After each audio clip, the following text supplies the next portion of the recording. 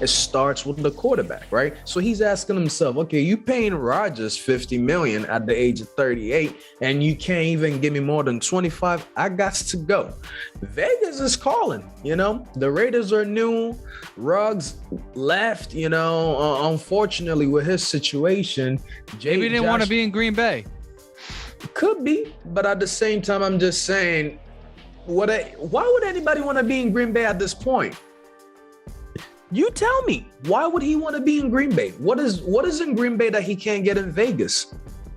They both, guess a quarterback. He has Derek Carr. They both get out in the first. Derek Carr's not making a Hall of Fame, bro. I'm gonna tell you this right now. How do we define MVP? Because is it the guy who is literally the most valuable? Like, hey, he sits and his team just plummets. Is it the guy who has the best season? Is it the guy who the best numbers? Is it the guy who you would take in a series or in a one-game stretch, like a one-game life on the line situation? It's all about how you define it, and it changes year by year.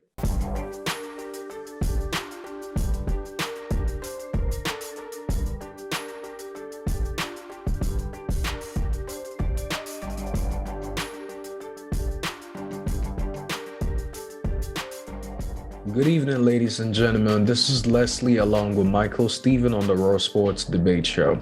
Tonight, we're going to talk about the wide receiver market, Deshaun Watson being traded to the AFC North, and expectations of the AFC North, and then talk about Matt Ryan being traded to the Colts, and also Carson Wentz being traded to the Washington Commanders.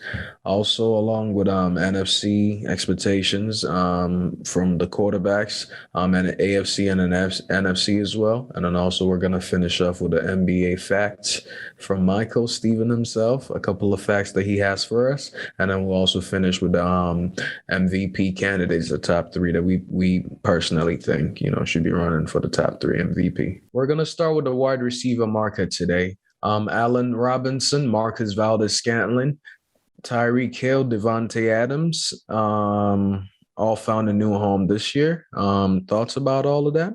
Starting with, Tyreek Hill. Yeah, Tyreek Hill, he's been the engine, so to speak, of the Chiefs offense. When you think about stretching the field, you think about other than Kelsey on those third and across the middle, you got Hill on all those out routes. Hill's the guy that, when they're double teaming Kelsey, he's the one who goes deep. And, I think that it's an understandable move for the Chiefs because they need to pay Mahomes. They need to pay the offensive line. But they are going to miss Hill. They probably didn't want to give him 5 years, which is what he got with Miami. Is that correct? 5-year deal? He got 4 years, $120 million. So he's getting $30 million a year. Yeah. He's getting the quarterback money. So, a lot of people are always saying that the picks, what about the picks? Like, Rams said, F them picks, just like Tyreek Hill said, on the podium today. But my point here is I personally think the Finns probably made out for now, in the sense that they have young quarterbacks, right? They have Teddy Bridgewater. He's not young, but the money that he's taking is kind of like the young quarterback. He's getting low money, and then they have Tua. So you have Tua and Teddy Bridgewater on those teams. Usually most teams, the quarterback is like, the franchise guy getting the most money. Look at Green Bay, paying Aaron Rodgers $50 million. So when you have these guys, you're paying them both less than $50 million. You can afford to pay guys like Tyreek Hill. Is it a big contract? Absolutely. I think, in general, NFL guys should even make more money with more guaranteed with the injuries, But I think because of Davante Adams getting that deal with the Raiders, it opened the market up. Tyreek Hill wanted to be the best and, get paid like he plays, So at the end of the day, he's asking for more money and wanting to be the best. He wants to be the highest paid as well. The Chiefs, like you're saying, think they can do better without him, thinking they have They're going to miss him, but they need that. They need to pay Mahomes. They need to pay that offensive line. You got to build the line. the line is more important than a receiver. That's what, most people would say. But at the same time, when you have guys like Tyreek Hill, it does change the team. But also, if the quarterback does not have that time to look for the receivers, so you're all right. He needs that offensive line to protect him to be able to get the ball out. We've seen it with guys like Russell Wilson, Andrew Luck, all those likes not getting the ball out and getting hurt because, their line was always failing them. So I definitely do understand and, I agree to that point. But at the same time, I think this is Miami, it's a different story for them. I think they have a new offense, new coach, offensive system. I think everything is going to click. They should be firing on all cylinders. And I think getting to a backup in Teddy Bridgewater is going to put a lot of pressure on him. And I think this is something that Miami needs, like putting that pressure on too. It's like, hey, year 3, we got you all you need, run game, new offensive coordinator, new coach. The fans are happy. You got a lot of picks on defense. They've used them. They've gave some away for Hill. Now let's get to work. Yeah, it's put up or shut up time for Tua. For Tua, I agree. I liked him in college. I liked him. I couldn't tell because he was in Alabama. He was in a great system. I think he's very accurate. I'm just not sure if he has a deep enough deep ball. Like I know he's accurate on him, but I'm not sure how far he can get it out there. And he can't stay healthy. And I'm not sure how great he can read defenses compared to all the great quarterbacks in the league. So I think this is a year where we're going to have to see, hey, are you the real deal or not? Absolutely. Guys like Peyton Manning, after year 3, when the team started building around him and doing things for Peyton, we saw the difference in how well, he upgraded his skill set and, used everything around him. So I believe that you said that, Mahomes was in a very favorable situation last few years, which I agree with, but yeah, interesting to see how he does without Hill. Absolutely. Yeah. So I'm actually excited to talk about the very last topic because of that trade, but we'll get into that later. Okay. And now Davante Adams, getting that $28 million a year deal with the Raiders. How you feel about that? Interesting. I would have thought him and Aaron Rodgers would have been on the same page. Not sure if they were or weren't. I guess we'll find out in the future, but Aaron signed that, $50 million per year for 3 years. Davante goes to Oakland. I guess all the talent's going to the AFC West right now. Khalil Mack, Russell Wilson. Couldn't wait to say Wilson. Go ahead. You already brought him up, so I might as well just keep it going. But listen. Absolutely. We're not talking about the Super Bowl yet. The bottom line is that the Raiders, we were saying, hey, Derek Carr is the worst quarterback in that division. Well, they're loading up on weapons now. I think the Raiders are going to be a dark horse team as long as Davante stays healthy. And for the Packers, I'm sure they're going to, reload at the receiver position. Again, it's about the offensive line. I do think receivers are very important. However, at the end of the day, I trust that Aaron Rodgers is not going to sign that deal there without, having some input on getting some, pass catchers. That'll help. Absolutely. Also, yes, I do agree that was strange. But also you can think about it this way. Derek Carr and Davante Adams are good friends, and aside of that, Davante Adams grew up being a Raiders fan. So that's an interesting fact I just actually found out about. But also, I think, it's time Davante Adams found a new home because here's the thing.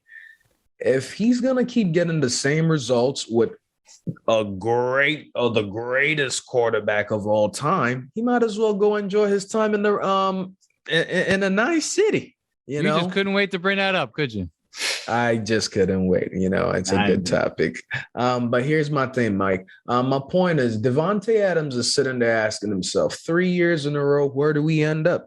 and then I still got to fight with you guys for my money. But the quarterback that's supposed to be the best quarterback and, MVP caliber quarterback is not getting us over this hump. He's doing everything that you asking of him. He's never choked in a big game. He's still catching every ball, doing everything. But no, he's not the only one. It starts with the quarterback, right? So he's asking himself, okay, you paying Rodgers $50 million at the age of 38, and you can't even give me more than 25. I got to go. Vegas is calling, the Raiders are new. Ruggs left, unfortunately with his situation. Maybe he didn't want to be in Green Bay. Could be, but at the same time, I'm just saying, why would anybody want to be in Green Bay at this point? You tell me, why would he want to be in Green Bay? What is in Green Bay that he can't get in Vegas? They both. Well, guess a quarterback. He has Derek Carr. They both get out in the first. Derek Carr's not making the Hall of Fame, bro. But guess what? Carr got as far as Aaron Rodgers in the playoffs, as far as how many games they played last year in the playoffs. They both played one. Yes, Carr lost in the first game, right? No, the Raiders win. The Raiders made the playoffs. The Raiders did make the playoffs, but they lost the first game. Same way. Green Bay got in. The Raiders lost to Cincinnati Bengals, if you don't remember. But anyway, Packers also lost to the worst team in the NFC that was available, which was the 49ers. They could barely do anything. So my point is, if he's in in Wisconsin, where it's super cold, with a quarterback that's taking all the money, I might as well go enjoy it in Vegas with these young boys. Josh Jacobs, I hope he stays healthy. They got a good tight end. Derek Carr is really good. The Raiders are going to be good. I heard they're going to trade for Jimmy GQ as a backup just in case, I hope I hope anybody gets Jimmy G. I hope anybody gets Jimmy G. I hope Jimmy G I hope Jimmy G is a Hall of Famer, but not with the Niners. My point is we want Jimmy gone, okay? We want Jimmy gone, shipped out of here respectfully. He's a good leader. As a quarterback, I'm very, very, very questionable, But we'll move on to, I also have an interesting thing to say when you were talking about Green Bay, talking about how you think, Rodgers signed that deal because, why would he sign that knowing that his best weapon is leaving? Remember, Odell Beckham and Jarvis Landry are best friends. They're both free agents. They made it happen in Cleveland. I think they can make it happen with a great receiver like Rodgers. So I think they might go up there. I'm predicting it now. Or maybe one of them could end up there. Go to Green Bay? Yeah. I could see both of them teaming up and going out there in Green Bay playing with Rodgers. I'm pretty sure they both think Rodgers is as great as we all think he is besides choking. But maybe he's been choking because he never had Odell and, Jarvis Landry. 11 and 10. That's why I say he's choking fans. All right. But anyway, the Chiefs also got Marcus Valdes-Scantling from Green Bay to replace Tyreek Hill. Thoughts on that? He's also fast. Yeah, strong pickup, young guy. I think back to an interview I saw with Aaron Rodgers, and they asked him, he was asked a couple times, like, would you rather have, an average O-line and great receivers or a great line and average receivers? And he picked the second one because you can make the magic happen when you have time. I know that's been the theme of what we're talking about. Well, let me just give you a quick history lesson. Since you're a Niners fan, you'll appreciate this, all right? Now, in 1984, the 49ers, in my opinion, put together the best team of all time. They had Joe Montana and an unbelievable defense and an innovative West Coast system. They had won 2 Super Bowls in 4 years. And guess what they did, Les? They drafted a man by the name of Jerry Rice. And for the next 3 years, they lost the first game in the playoffs. And Joe Montana got knocked out of 2 of those games, nearly lost his starting job, and only to gain it back in 1988. And then once the offensive line got solidified, they won 2 straight rings again and nearly won a third before the Giants dethroned them. All right. Mm-hmm. So the point is that entire ordeal was the origin of the book called The Blind Side, where not only was it about Michael Orr, and his rise, which they made a movie about, but it was intertwined with the story about the Niners and Giants and their great rivalries, the yin and yang of their two teams in the 80s. And the point is that the left tackle for the 49ers was more important than Jerry Rice. The left tackle, there was injuries on the offensive line, and Joe Montana was just getting beat up. He had no time. He had no time to get the ball to Jerry Rice. They had, again, an amazing team, 15-1, 18-1 if you count the playoffs in 84. Won the Super Bowl, and then the line just couldn't deal with it in the playoffs. And, I just say that to tell you that, like, we need to understand that the left tackle position and just the offensive line as a cohesive unit is what wins. Like, that's what's going to keep Patrick Mahomes and Aaron Rodgers dominating. And they can make all those amazing plays, but I'll tell you what, it's easier to make dominant, like, crazy plays on the side when you're in rhythm in the pocket. We've seen that over the course of time. So point is that we need to, at the end of the day, if they are able to protect Mahomes better, because they didn't protect him well in the Super Bowl against Tampa. He made some incredible plays, but they couldn't get consistent drives in that Super Bowl against Tampa, and that's really why they lost. If they're able to pay linemen because they got Valdez-Scanlon instead of Hill, this is a great deal. So time will tell. You have to hit on your linemen. You can't be like John Snyder in Seattle. You got to hit on your offensive linemen. You can't be converting basketball players into offensive linemen. But I digress. Absolutely. Well, also, and then one last other guy we're going to talk about in the team, Allen Robinson to the Rams. I think, that's a great pickup. But also the Tennessee Titans, after the Robinson deal, got Robert Woods.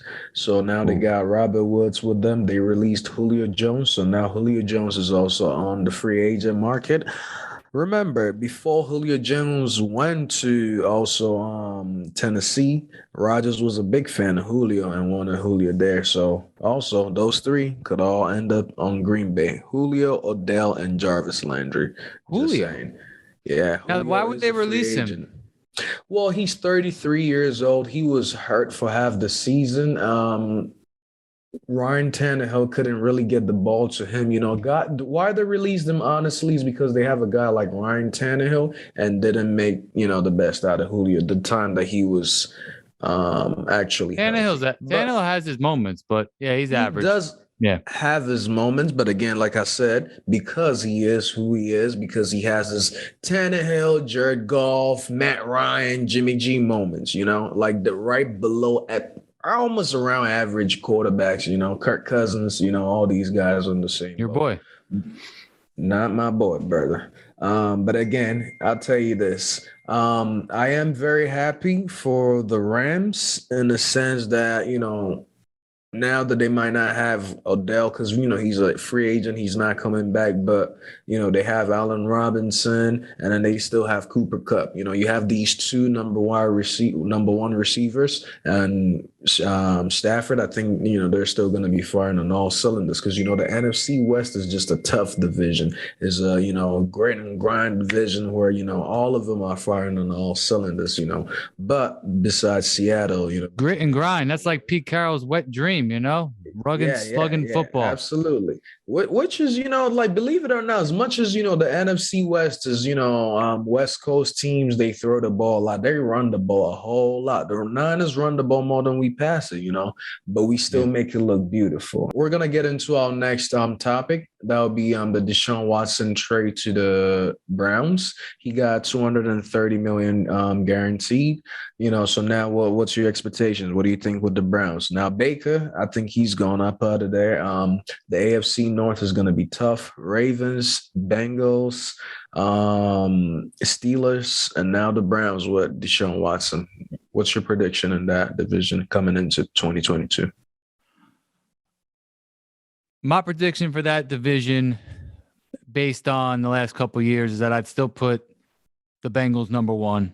It would be disrespectful not to. They just made the Super Bowl. I believe in their structure, their defense, and Joe Burrow. I think he's a winner. I don't think they're going to make it back to the bowl this year, but I would put them number 1. Ravens number 2. Former MVP Lamar. Solid overall team. We'll see what they do. Again, this is as of right now. Number 3, Deshaun and the Browns. I haven't seen him in a year. And number 4, the Steelers. Now, on Deshaun Watson, great player. I'm willing to. Every great quarterback has a year where he doesn't win a lot of games. Yeah. Peyton Manning had a season, 3-13. Brady had, one season. Favre had a season where he went 3-13. Russell finally had a season where he went 7-10. Like it's okay. Breeze had several 7-win seasons in his prime right after the Super Bowl. So I know Watson hasn't played as long as them, but he went 4-12 the last time he was on the field. And then last year he didn't play.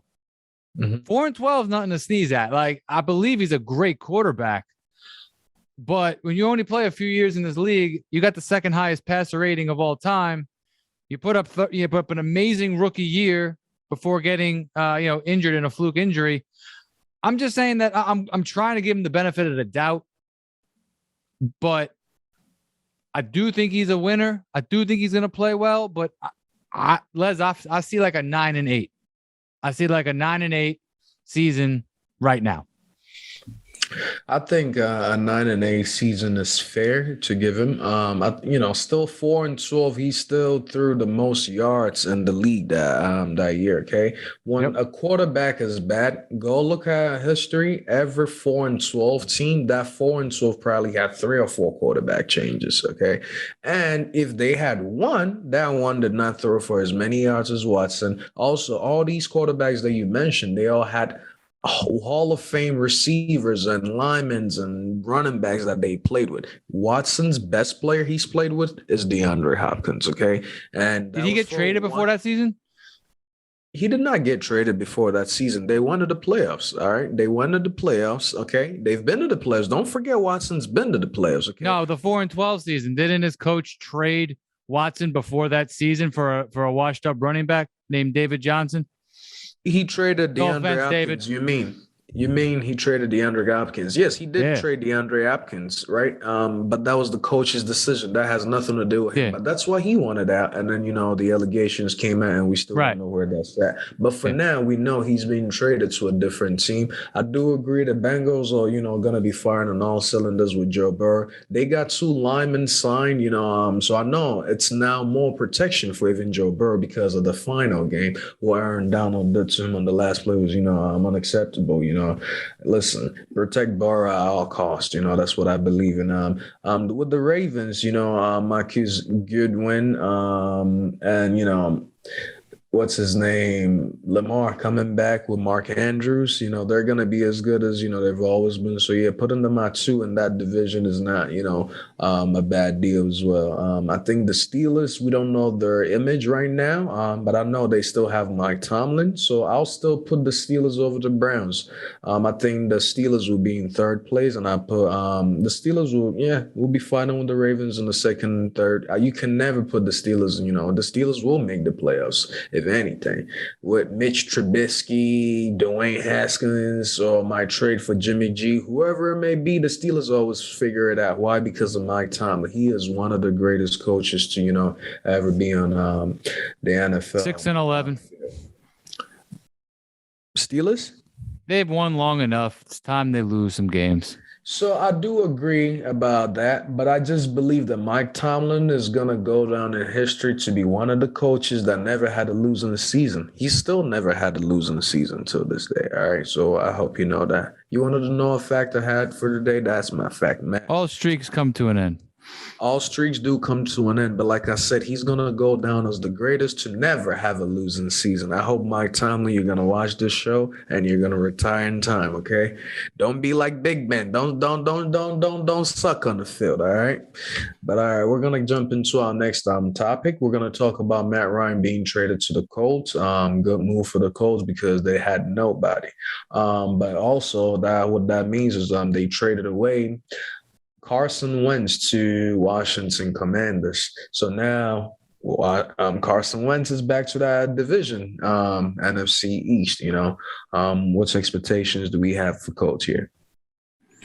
Talking about a bunch of white walkers, huh? Old Ben Roethlisberger, Matt Ryan, Carson Wentz.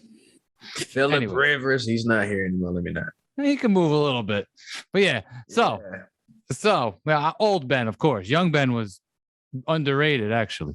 So Matt Ryan had his best year. He was an MVP under your boy Kyle Shanahan. Obviously an innovative play caller. Great play designer. Matt Ryan, that MVP season was phenomenal. Other than that, he's basically been in the 10 to 15 range as a quarterback. At best, yeah. And I do think that he has moments of greatness. He is clutch at times, but I see the Colts as being an average team this year. Now, Carson Wentz, I mean, he was the MVP favorite. 2017 was. I don't think he was the MVP. He just had the best numbers because, as it turned out, Nick Foles jumped in there and won the Super Bowl and had one of the best Super Bowls ever. So that was, again, Frank Reich. So counteracting what I just said, Matt Ryan with Frank Reich, you never know. That could be magic. We might get a year where that does work. So we'll have to see, how they build out that line and how that, what receivers they put together there. But Carson Wentz, checkered history. He's got a lot of talent, had his moments. I think he's, again, I would say they're going to be an average team. I think it's a good trade for both teams. I think everyone needed a change, but I don't see either team making any noise this year. Okay. What's your prediction for the NFC East with the 4 teams out there, especially with, Carson Wentz coming in? Who's the Redskins quarterback? Excuse me, the Washington football team or Washington Generals. What are they going by? Commanders. We're going Washington Commanders. Washington Commanders quarterback now is going to be Carson Wentz and Taylor Heineke. Eagles. Who's the quarterback? Jalen Hurts. Oh, a lot of unknown in this division. I'm going to go with Dallas. Dallas is going to win that division. Man, I like Dak. Dak's a winner. He's not the most talented, but I believe he's around like the 10 range in quarterbacks. And I would right now say that it's going to be Dallas, then the Commanders, then the Eagles, and then the Giants. Oh, wow. I'm going to flip this on you. So I think personally it's going to be the Eagles. Eagles will take it this year. The Eagles win. I think people are forgetting the Eagles went 9-8, I believe. 9-8 last season. And 9-8 made the playoffs. And people didn't really talk about the Eagles making the playoffs. First of all, yeah, they had no business making it, but it was because in the beginning they were really struggling, right? Jalen Hurts having 3 first-round this year. Just so you know, they have 3 first-round draft picks in the top 20 picks, okay, in this year's draft. So I believe they can do something, fix the offensive line and also get some receivers. They have not made any move besides signing Fletcher Cox to 1-year deal. But I think, having all those picks and then making the playoffs last year, 9-8, not bad. I think Jalen Hurts, turns it around. I think he's having that kind of Tua feel, with the Fins, same thing. It's like, hey, we kind of don't know. But I think this year they're going to know what they have in Jalen Hurts. I think he's a good quarterback. But I think the Eagles team, the coach, young coach, with that running game, they're going to be better than anybody in that division. And I think they're going to be number 1. I think the 2 might be either the Giants, with Tyrod Taylor and your boy, Danny Dimes. I think they're going to figure something. I think that team Danny fumbles? Third. Yeah, Danny, your boy fumbles the dimes, then Danny Dimes. Yes, Danny Dimes and Tyrod Taylor. I think bringing Tyrod Taylor puts a lot of pressure on him. Danny Dimes can actually throw the ball. He's very athletic, but he loses the ball more than anything to anybody to ever play the quarterback. It's like he plays with butter on his hands before he takes. Well, I mean, he does look like Eli, so it makes sense that he would fumble like Eli. Yeah, but I think it's about time. We still love you, Eli. The Giants will figure it out. I think the Cowboys are going to be the most overrated thing to ever. I love Zeke. I love Dak. And, Cup is gone. Amari Cooper is gone, just so you know. Now it's going to be on CeeDee Lamb, all right? Greg Randry, is also gone. So I don't think they're going to be the same. Randy Gregory is also gone. I don't think they're going to be the same. But CeeDee, Zeke, and Dak, I think you guys are all going to pull through this year, but you'll be pulling at the very bottom is my point, because. Well, we're going to have to listen. These are very early predictions, 5 months early. So we're going to have a whole show in 5 months from now. I'm sure we will, but I'm just saying, as of right now, that's where I predict them to be. I'm just not seeing the Mike McCarthy thing working this year. This is the year that Rodgers would be like, hey, I've been telling you, Rodgers, we know. We just think you're a crybaby, okay? So my point is, this year, I think the Giants will be third. Carson Wentz and the great Washington defense will be second, and the Eagles will take it home with them this year. Dallas, no players for you this year. I'm not hating. I'm just a Niners fan. Yeah, you're a Niners fan. You guys got a history. We do got a history, and I don't like them boys. But, I'm just saying, I don't think, all that money paying all these guys and all that flashiness is going anywhere. They're not the America's team anymore. All right. Awesome. But anyway, we're gonna jump into our next episode. It ain't an episode. I'm rolling, bro. We're gonna jump into our next topic. We're gonna talk about the best quarterbacks in the NFC and then the AFC as well. Top 3 on each side. Ooh. As of right now, with all the moves being made, because some quarterbacks need their receivers to be who they think they are. I personally think, because I'm about to expose. Top 3 in the AFC. AFC. Yes, sir. Patrick Mahomes, Russell Wilson, Josh Allen, with an honorable mention to Mr. Herbert, who has not played in the playoffs yet. Okay. So beautiful stats, beautiful arm. I got to see something first. So that's my order. Those are my 3. Okay, and you're ranking Mahomes number 1. I see what you did there, Wilson. I'm being humble for my boy Russ. He's got a decade of dominance coming, but I'm gonna rank Mahomes 1 out of respect. I've thought about this a lot lately. Coming into this season. Okay, well, personally, coming into this season, I think Josh Allen seems to be the only one to have the same team, especially in offense. So I rank Josh Allen number 1 coming into this year. Mahomes and the third one is a bit tricky, but I'll give it to Wilson because I think that division is just going to be a little shaky in there. They're going to be going against each other. Somebody got to lose. Trust me, all those guys going up against each other. But I think, Josh Allen is the best quarterback coming into this year's 2022 NFL on the AFC side. And shout out to Lamar. I got to give Lamar. Yo, listen, Burrow made the Super Bowl. Herbert's coming up. Lamar's coming. I take it back. Best quarterbacks in the AFC, I go with Josh Allen. What is this? Mahomes. And then Joe Burrow. You're out of your mind. Get out of here. Honorable mention. Yeah, Joe Burrow. Honorable mention to Lamar Jackson. Now you're trolling. No, the 3 with a 0.4. Somebody is hurt. But anyway, now we're going to jump to NFC. Personally, I love it when you're wrong. It makes for great theater.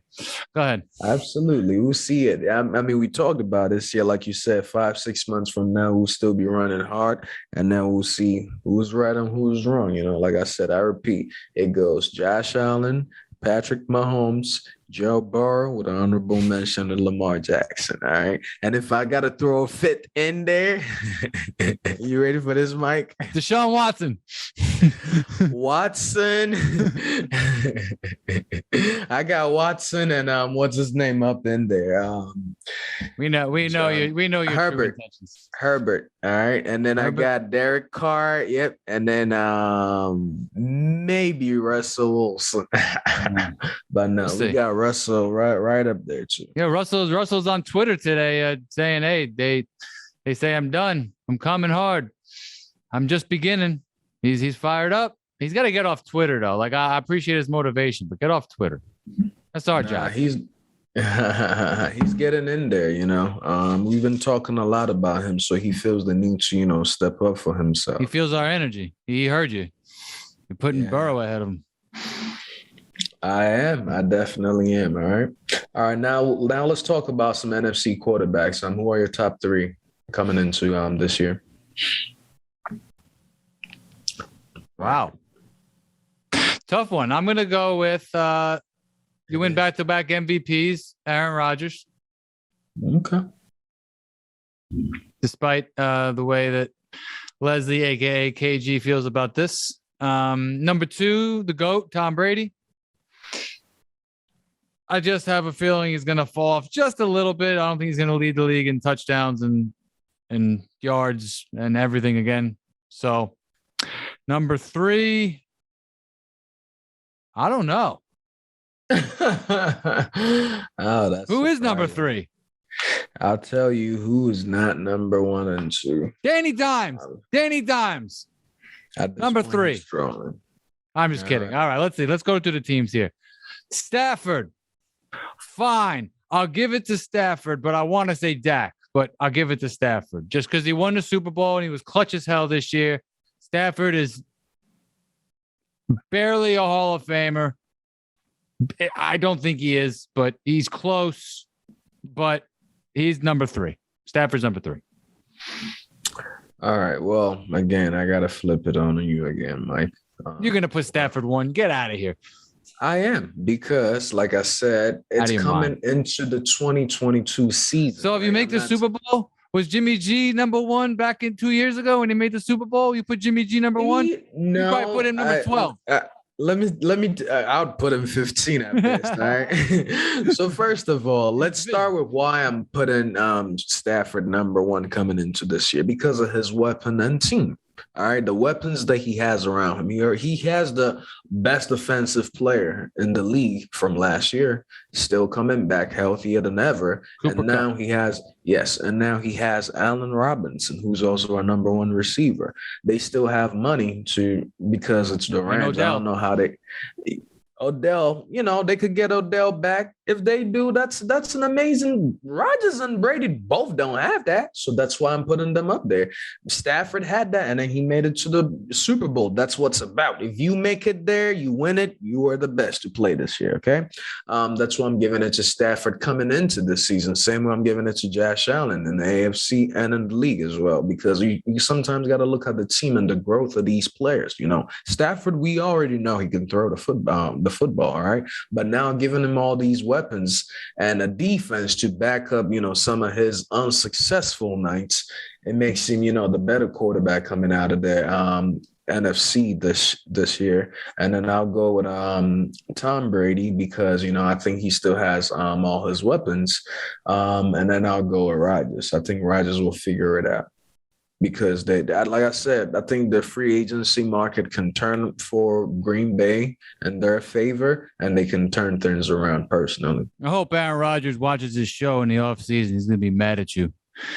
No, I think Aaron Rodgers should watch the show so it can motivate him even more. But here's the thing. I am a nobody, right? I'm a guy that's sitting here doing a great podcast. Rodgers, if you're listening to me, please use this as fuel, because my best friend, Rick, also, would like to see Green Bay win a championship. Rick will be happy. I'm gonna be happy. You know what I mean? As long as you don't beat the Niners on your way to do that. But you always got to come through us. But anyway, my point is, this is great.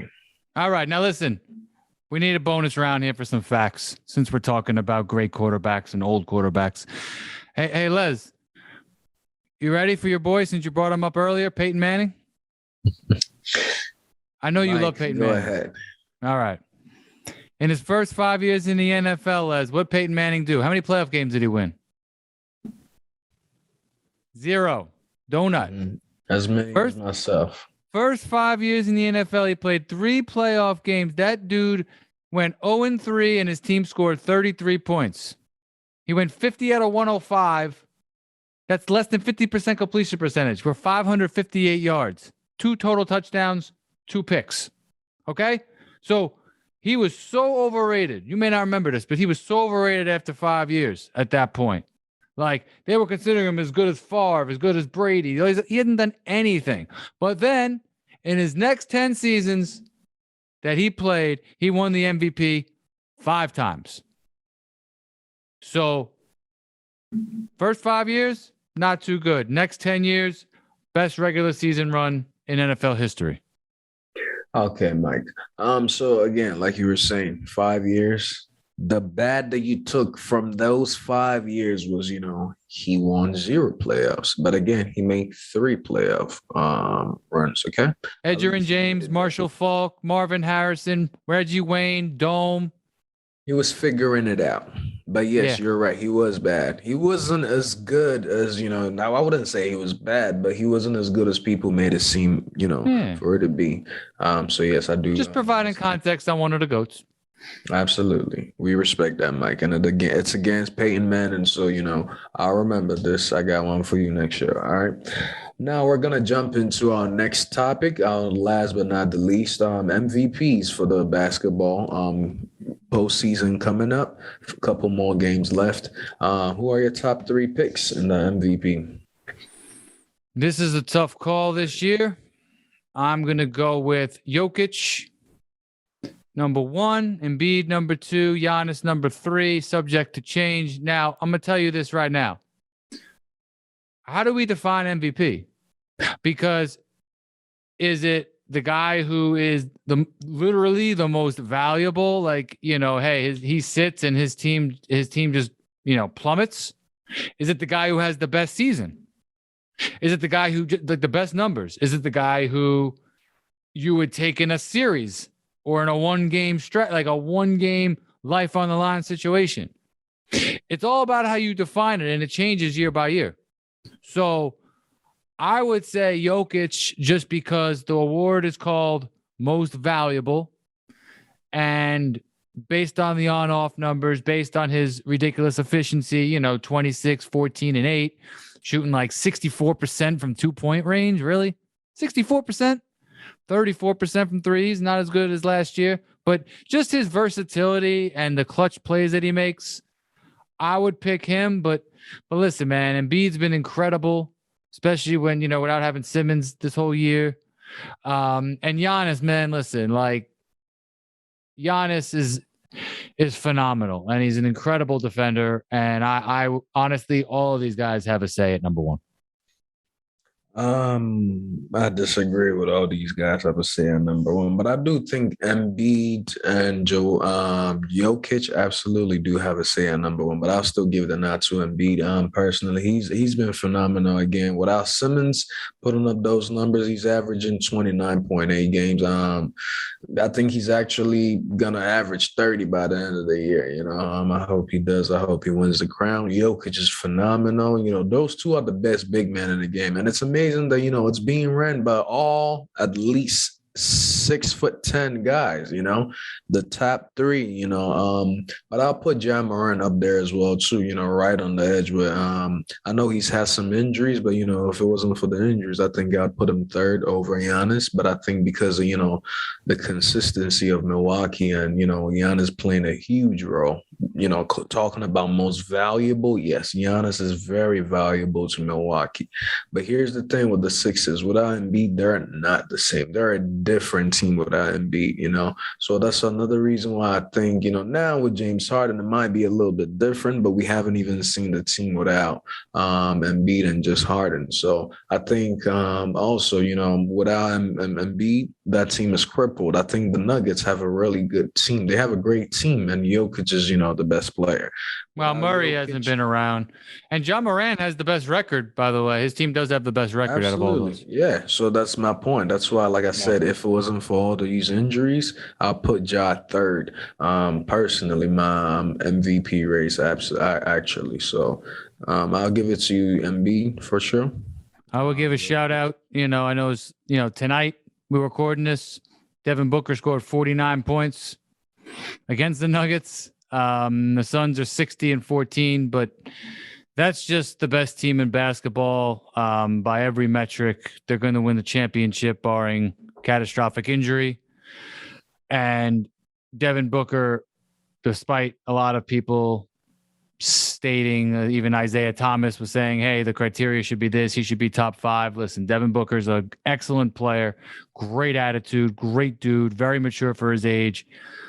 But it's 1-2 with him and Paul on that team. Like, Paul's the, you know, you could argue Booker's a better player and Paul's more valuable. They're about even. So it's they're both equivalent, and that's just a boss team. So I want to shout that out. And since I brought up Isaiah, I would like to say props to Isaiah for that 44-point ankle game, Game 6, 1988 finals.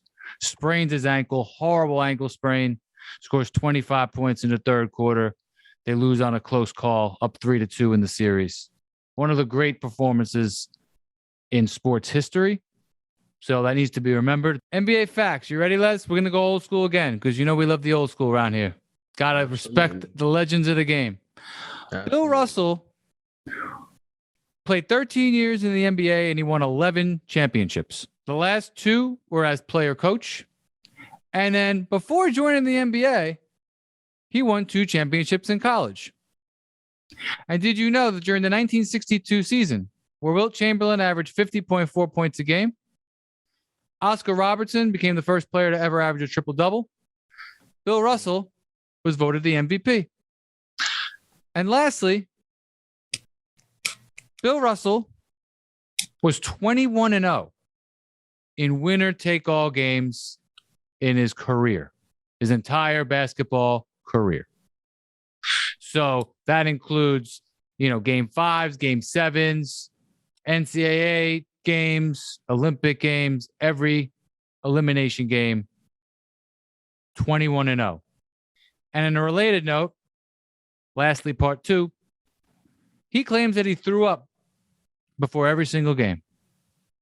That's how much he cared about winning. And that one time, according to legend, he didn't throw up, and his coach, Red Auerbach, the first man to ever start 5 black men on the court at the same time, he said, yo, we ain't starting this game, Bill. You got to go throw up. You got to get your mind right. So just a shout out to Bill Russell, greatest winner of all time. Peace. All right, that's all we got for you tonight, folks. This is Leslie with Michael Steven on the Raw Sports Debate. Have a good night. Catch you another night.